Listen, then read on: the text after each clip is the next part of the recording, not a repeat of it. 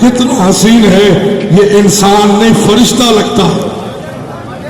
عورتوں نے یوسف کو دیکھ کے پھل بھی کاٹا ہاتھ بھی کاٹے.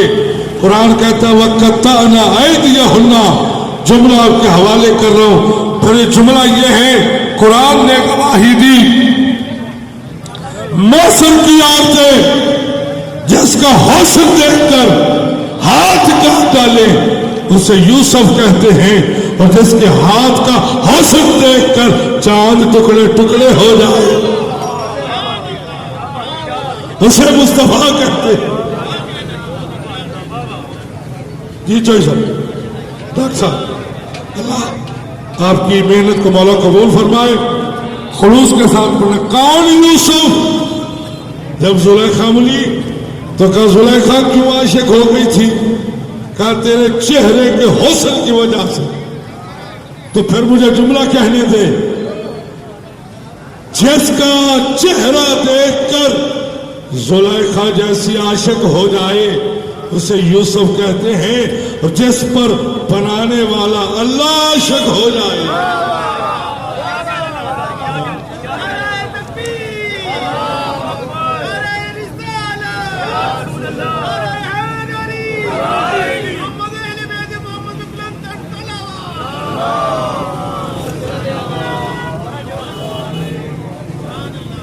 جس پہ بنانے والا خود عاشق ہو جائے اسے محمد مصطفیٰ کہتے.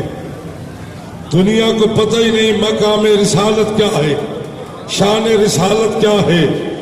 اللہ کا ایک نام ہے محمود, اس نے محمود سے مشتق کر کے ان کا نام رکھا محمد. محمود کے معنی ہے جس کی تعریف کی جائے. محمد اسے کہتے ہیں جس کی سب سے زیادہ تعریف کی جائے. قرآن کہتا ہے یسبح للہ ما فی السماوات و ما فی الارض, جو کہ زمینوں اور آسمانوں میں ہے اس کا ذرہ ذرہ اللہ کی حمد کر رہا ہے. تو پھر ذرہ ذرہ جس کی حمد کرے اسے محمد ہونا چاہیے. خالق کائنات کا ذرہ ذرہ تیری حمد کر رہا ہے, تو محمود کیوں, یہ محمد کیوں؟ خالق کی آواز آئے گی اور کائنات کا ذرہ ذرہ جس کی حمد کرے اسے محمود کہتے ہیں, اور وہ محمود ہو کے جس کی حمد کرے اسے محمد کہتے ہیں.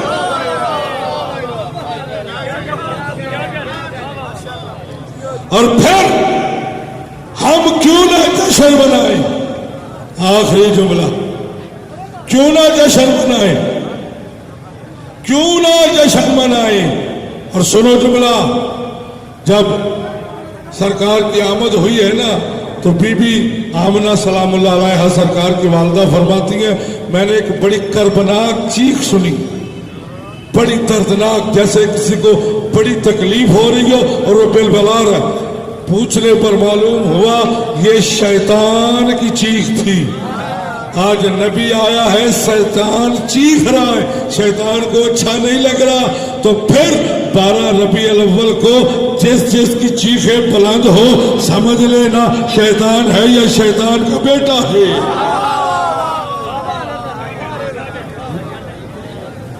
اللہ نے اعلان کیا وَرَفَعْنَا لَكَ ذِكْرَكَ, محبوب میں نے تیرا ذکر بلند کر دیا, اور یہ قیامت تک ذکر بلند رہے گا.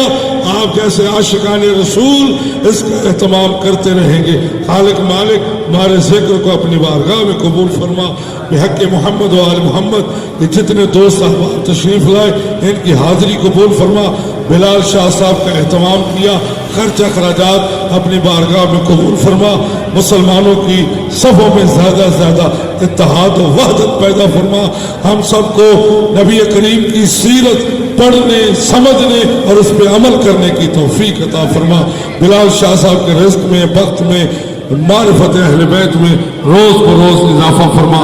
یہ جتنے بیٹھے ہیں کھڑے ہیں خدمات انجام دے رہے ہیں انتظامات کر رہے ہیں, مالک خالق ان سب کے رزق میں خیر و برکت عطا فرما. سرکار ولی اثر کے ظہور میں تعجیل فرما برحمتک یا ارحم الراحمین بحق محمد و آلہ.